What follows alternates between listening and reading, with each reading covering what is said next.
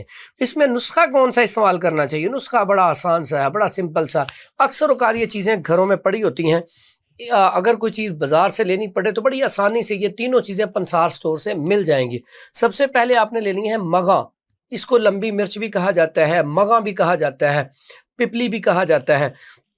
उसके बाद दूसरी चीज़ आप ले लें काली मिर्च। काली मिर्च, ठीक है, इसको फिलफिल स्याह कहते हैं। और उसके बाद आप इसको फिलफिल दराज किया जाता है। और उसके बाद तीसरी चीज़ है ये कुचला। कुचला ये बटन टाइप होता है। और ये दोनों चीज़ें आपने 50-50 ग्राम ले ली। और ये जो कुचला है ये भी आपने लेना है 50 ग्राम। लेकिन इसको आप कूटेंगे कैसे? ये बड़ा मुश्किल होता है। इसको पहले आपने लेना है, लेके सबसे पहला काम इसे बरियां करना है। बरियां कैसे करना है? आप कोई सा भी कुकिंग ऑयल ले लें, उसमें आप इसको कढ़ाई में डाल के इसको हल्का सा भून लें, ये ब्राउन हो जाए। जब ब्राउन हो जाए तो गरम गरम कोई आपने इसको कूट लेना है। एक और बड़ा आसान तरीका है, आप रेत ले लें किसी कढ़ाई में, उसमें ये डाल दें और थोड़ी देर तक इसे आप भूनें, इसका कलर चेंज हो जाएगा।